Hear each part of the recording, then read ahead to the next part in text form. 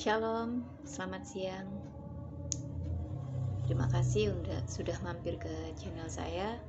Siang hari ini saya mengajak Anda untuk mari kita merenungkan firman Tuhan. Saat ini saya mengajak Anda untuk membaca di Injil Matius pasal ke-26 ayat 32 sampai dengan 44. Perikop Yesus disalibkan.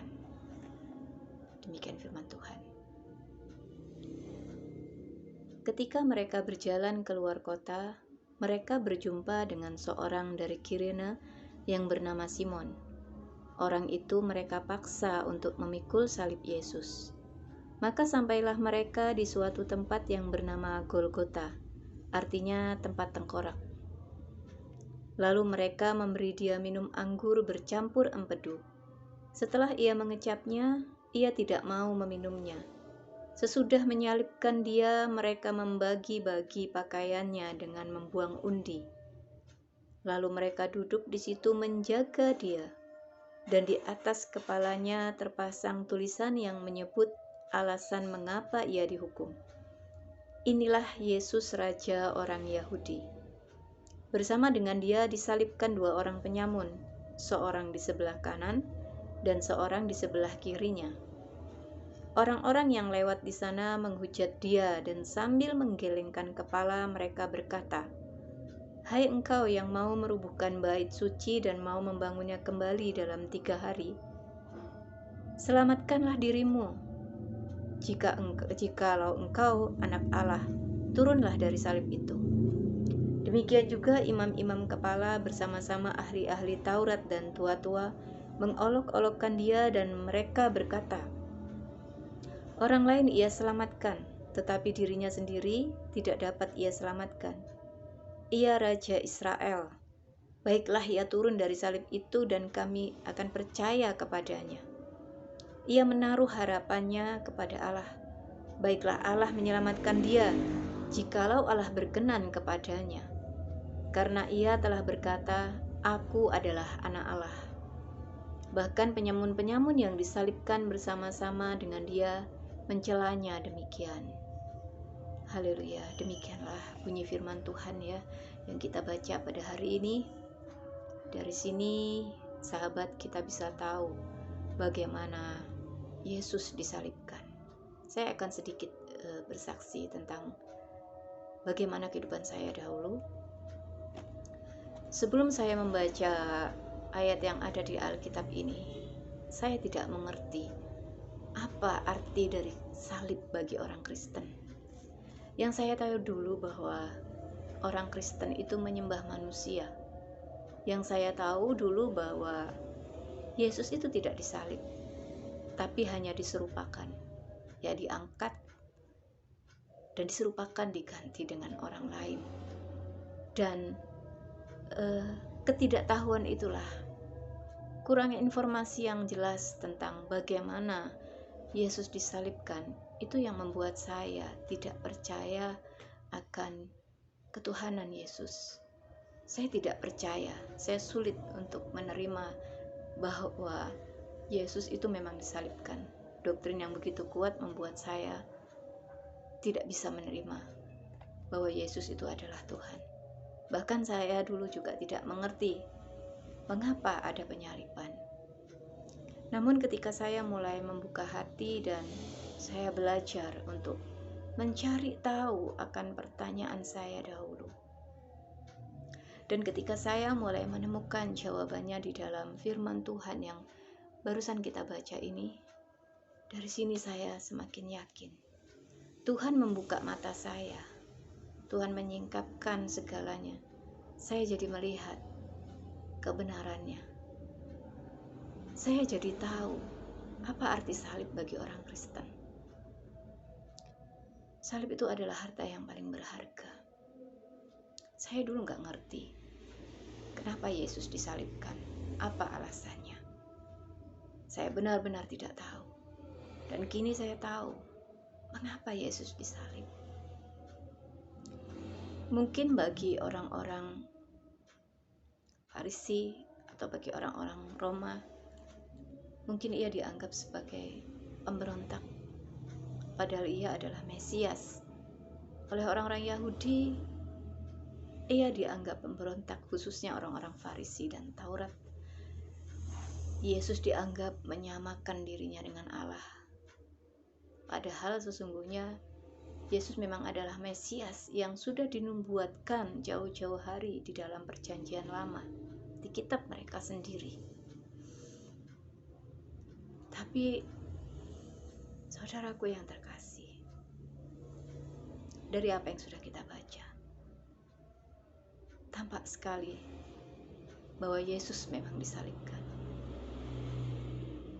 Dia rela untuk menderita bagi orang-orang seperti kita.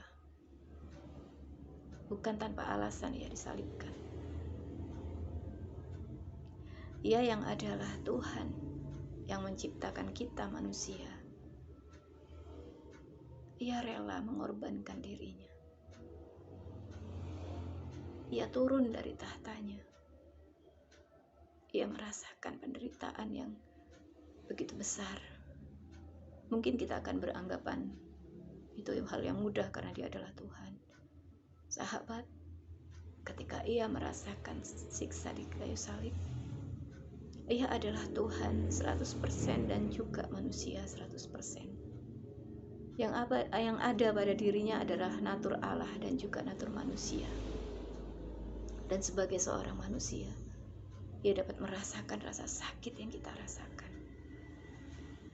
Kita tahu jika kita melihat sejarah bagaimana proses penyaliban seseorang, tangan kaki yang dipaku, itu bukanlah hal yang mudah. Bahkan sebelum Yesus disalibkan ini, sahabat, banyak hal yang harus ia derita. Ia terlebih dahulu harus didera cambuk berkali-kali. Setiap daging kulitnya terkoyak, dan setiap darahnya, tetes darahnya itu mengalir. Rasa sakit yang ia rasakan, saya tidak bisa membayangkannya. Oleh sebab itu dikatakan di sini ada seorang yang bernama Kiren, seorang dari Kirene yang bernama Simon diminta untuk memikul salib Yesus. Karena pada saat itu Yesus sudah begitu menderita penderitaan badani yang berat, sehingga memikul salib itu bukan hal yang mudah buat ia. Saudaraku yang terkasih,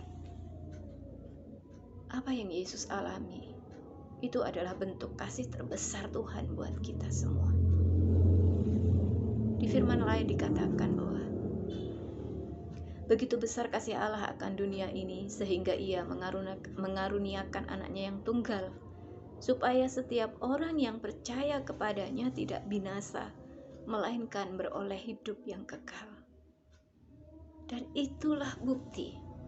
Salib adalah bukti kasih Tuhan yang terbesar buat setiap kita anak-anaknya, buat setiap orang yang percaya kepadanya.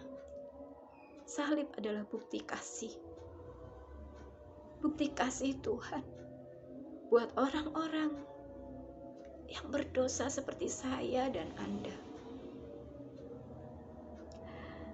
Mungkin ada sebagian dari Anda yang pernah menyaksikan film Passion of the Christ.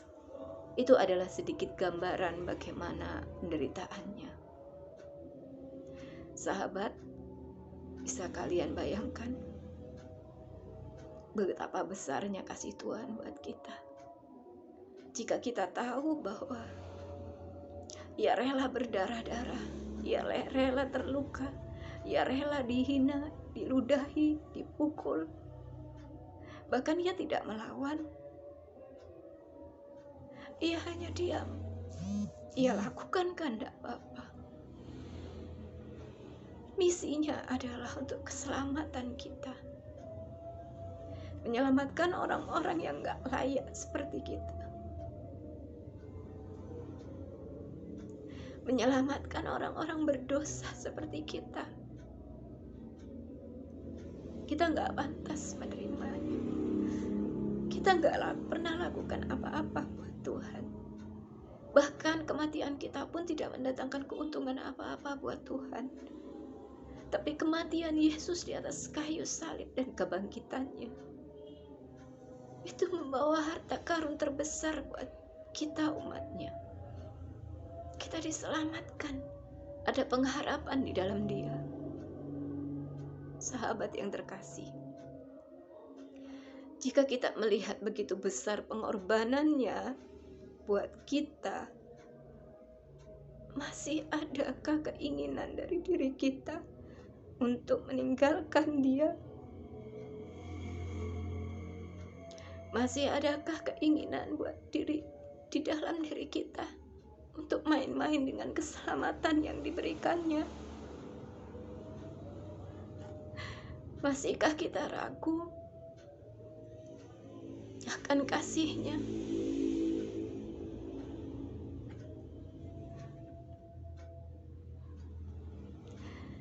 Sahabat,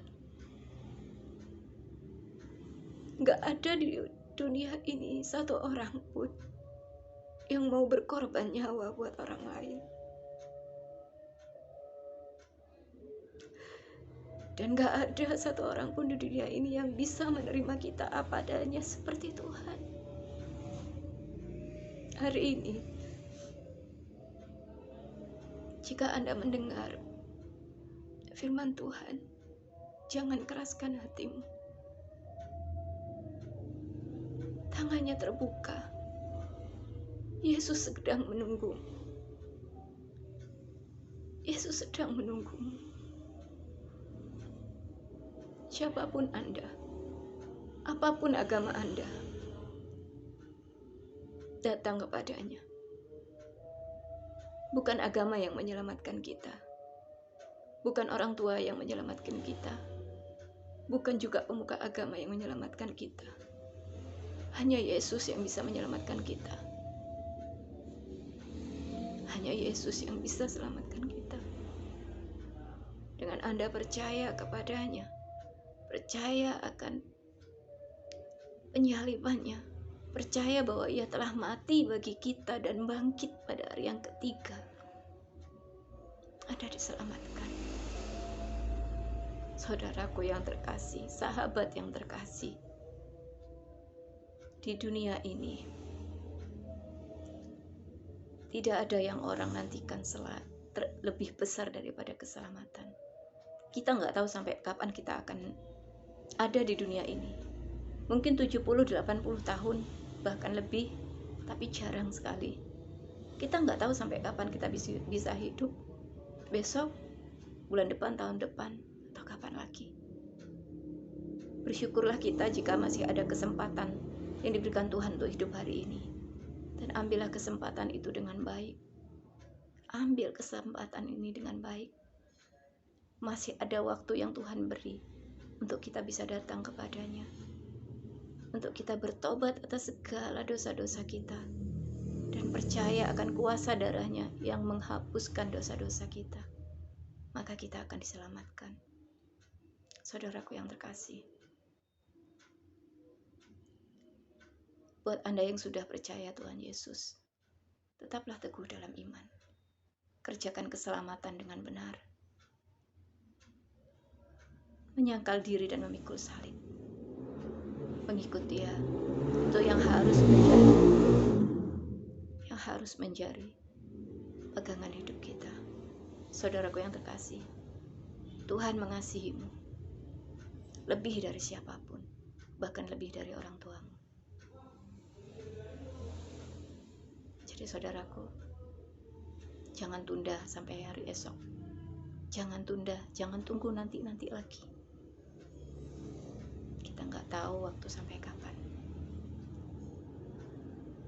Selama masih bernafas, selama masih ada waktu, segera datanglah kepada Yesus.